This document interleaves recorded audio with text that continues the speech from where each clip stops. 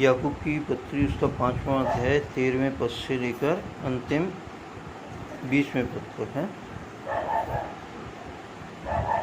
यदि तुम में कोई दुखी हो तो वह प्रार्थना करे, यदि आनंदित हो तो वह स्तुति के भजन गाए।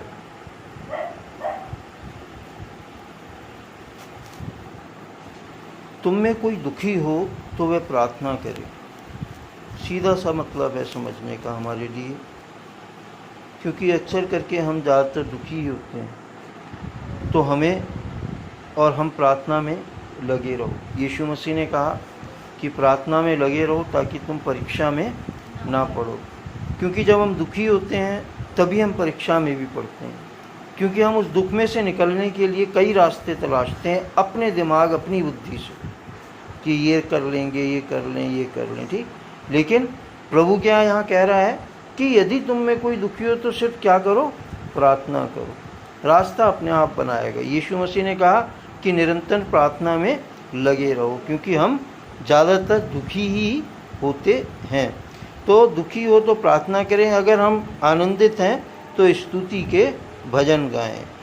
अक्सर करके जब हम आनंदित होते हैं तो सांसारिक बातों में मज़े मस्ती करने लगते हैं, जैसे कि बहुत सी बातों में मैं, ठीक है कि नहीं। लेकिन हमें इन बातों को अपने कहते हैं वचन के अनुसार सोचते हुए स्तुति के भजन गाने चाहिए। और मैं प्रभु का धन्यवाद करता हूँ कि कल जब मैं तुम लोगों से तो दूर था, तुम लोग भी सोच रहे थे अपने उसमें हूँ, लेकिन जब मैं मंडली में लोगों के साथ बैठा हुआ था और वहाँ सब अपने अपने भजन और गीत गा रहे थे, तब मैंने वहाँ प्रभु ने मेरे से उस समय तेरा प्यार है महान गीत लोगों के बीच में, चाहे मैंने थोड़ा गा पाया क्योंकि मेरी बजाने की उसमें प्रैक्टिस ज़्यादा नहीं हो पाती, तो मैं साथ साथ में गा नहीं पाता हूँ, तो एक दो अंतराई मैंने गाए, लेकिन प्रभु ने अपनी स्तुति मेरे मुंह के द्वारा कराई, तो प्रभु का धन्यवाद करता हूँ। यदि तुम में कोई रोगी हो तो कलीसिया के प्राचीनों को बुलाए और वे प्रभु के नाम से उस पर तेल मल कर उसके लिए प्रार्थना करें, और विश्वास की प्रार्थना के द्वारा रोगी बच जाएगा और प्रभु उसको उठाकर खड़ा करेगा, और यदि उसने पाप भी किए हों तो उनकी भी क्षमा हो जाएगी। ये दो पद जो हैं ये बीमारों के लिए बहुत महत्वपूर्ण हैं। मैंने इन बात पर गौर किया और ये जाना है कि प्रभु ने इस तरीके से करने के लिए अपने चेलों के लिए कहा, और उन्होंने आकर प्रभु को बताया कि हाँ, रोगी चंगे हो रहे हैं। लेकिन हम लोग अक्सर क्या करते हैं कि सिर्फ तेल दिया रोगी को और कहा कि भाई लगा लेना अपने आप, है ना। यहाँ ऐसा नहीं लिखा हुआ है, और कहीं है हाँ, रोगी को अपने हाथों से, जो प्राचीन हैं, जो जानकार हैं, पुराने हैं, बुज़ुर्ग हैं, उनको चाहिए कि अगर कोई रोगी हमारे बीच में है और उसकी रिक्वेस्ट है कि मेरे लिए आप प्रार्थना करें, तो हमें क्या करना चाहिए, अपने हाथों में तेल लेकर उसकी सारी देह पर लगाना चाहिए। अगर हम इस प्रक्रिया को वचन के अनुसार करेंगे तो रोगी बच जाएगा, और चाहे उसने पाप भी किए हों तो उनकी भी क्षमा हो जाएगी। तो इस बात को हम अपने जीवन में हमेशा ध्यान रखें और रोगियों के लिए इस प्रक्रिया को करने की कोशिश करके देखें, क्योंकि अगर हम कोशिश करके देखेंगे जैसा लिखा हुआ है, तो मैंने अपने जीवन में ये विश्वास किया और जाना है कि जो प्रक्रिया वचन के द्वारा लिखी गई है या वचन में लिखी गई है या हम उसे वचन से पढ़ते हैं, अगर हम उस प्रक्रिया को सेम उसी प्रकार करते हैं तो कार्य प्रभु का होता है ज़रूर। जैसे मैंने चिट्ठी के विषय में बताया है ना, तो कार्य होता है ज़रूर। तो हम इन बातों को ध्यान रखें। 16वें पद में, इसलिए तुम आपस में एक दूसरे के सामने अपने अपने पापों को मान लो और एक दूसरे के लिए प्रार्थना करो जिससे चंगे हो जाओ। धर्मी जन की प्रार्थना के प्रभाव से बहुत कुछ हो सकता है।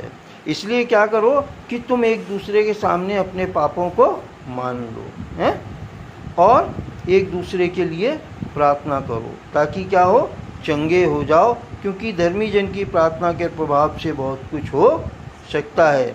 एलिया भी तो हमारे समान दुख सुख भोगी मनुष्य था और उसने गिड़गिड़ा कर प्रार्थना की कि मेघ ना बरसे और 3.5 वर्ष तक भूमि पर मेघ नहीं बरसा। एलिया क्या था? हमारे समान ही था, हमारे समान था, लेकिन प्रभु पर भरोसा और विश्वास रखने वाला था, है ना। अपनी बुद्धि और अपनी समझ का सहारा लेने वाला नहीं था।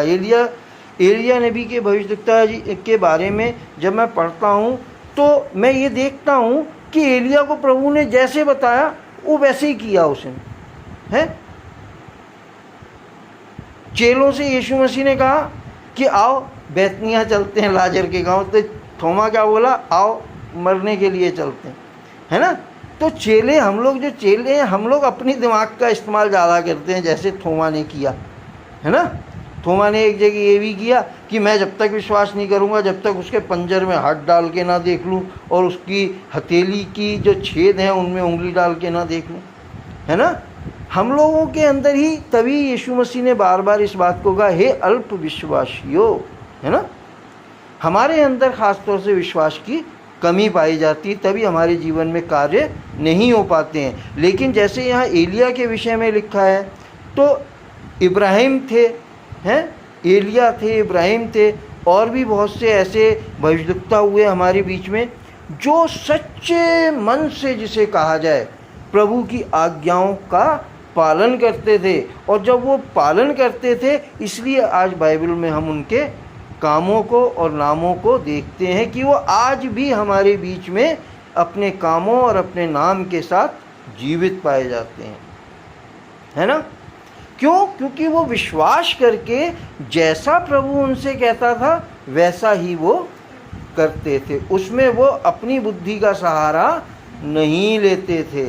पिछले दिनों में हमने पढ़ा, धीरज को अवसर दो, मौका दो।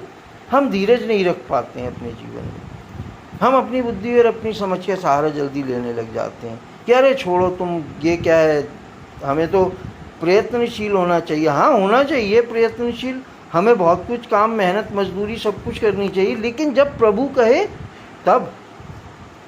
क्योंकि प्रभु ने बहुत सी जगह ऐसी बातें कही हैं कि नाशवान भोजन के लिए परिश्रम मत करो, परंतु किसके लिए परिश्रम करो? जो अनंत काल तक ठहरता है, जिसे कौन देगा? मनुष्य का पुत्र, यानी कि प्रभु यीशु मसीह, क्योंकि उसी के द्वारा उस पर छाप दी गई है। तो हमें धीरज को अपना पकड़ के रखना है, अपनी बुद्धि और समझ का सहारा नहीं लेना है। क्यों? क्योंकि हमसे पहले जितने हुए उन्होंने भी नहीं लिया, वरन विश्वास को कार्य करने का बहुमूल्य मौका जाना, विश्वास के जरिए उन्होंने काम करने की सोची और करते अपने जीवन में रहे। 18वें पद में, फिर उसने प्रार्थना की तो आकाश से वर्षा हुई और भूमि फलवंत हुई। हे मेरे भाइयों, यदि तुम में कोई सत्य के मार्ग से भटक जाए और कोई उसको फेर लाए, तो वह ये जान ले कि जो कोई किसी भटके हुए पापी को फेर लाएगा, वह एक प्राण को मृत्यु से बचाएगा और अनेक पापों पर पर्दा डालेगा। हे मेरे भाइयों, यदि तुम में कोई सत्य के मार्ग से भटक जाए और कोई उसे फेर लाए। ठीक, सत्य का मार्ग क्या है? विश्वास, प्रेम, आशा। सत्य का मार्ग क्या है? यही विश्वास, प्रेम और आशा। कई बार हम विश्वास से भी फिर जाते हैं, प्रेम भी हमारे अंदर ख़त्म हो जाता है परमपिता परमेश्वर के लिए। काहे की वजह से? दुख की वजह से। हम आने वाले दुख से घबरा जाते हैं। हमें ऐसा नहीं होना चाहिए। और जो कोई ऐसे व्यक्ति को जो आपका सत्य के मार्ग से भटक गया है, यानी कि विश्वास, प्रेम और आशा, ये तीनों उसके बीच में नहीं दिखाई पड़ रही है, और कोई उसके जीवन में कार्य करे, तो ऐसा मनुष्य क्या करता है? एक प्राणी को बचाता है मृत्यु से और अनेक पापों पर पर्दा डालता है। तो हमें प्रभु के आज के इस वचन पर पूरा चलने की कोशिश करनी चाहिए कि हम प्रभु के इस वचन को अपने जीवन में अपनाकर जब दुखी हों तो प्रार्थना करें, जब आनंदित हों तो प्रभु की स्तुति के भजन गाएं, और विश्वास के द्वारा रोगियों को बचाएं, विश्वास के द्वारा हम परीक्षाओं में से निकलें, प्रार्थना के द्वारा हम परीक्षाओं में से निकलें, अपनी बुद्धि और अपनी समझ का सहारा ना लें। प्रभु के वचन के पढ़े और सुने जाने पर बहुतायत से आशीष हो। प्रभु यीशु मसीह के नाम में आमीन, आमीन, आमीन।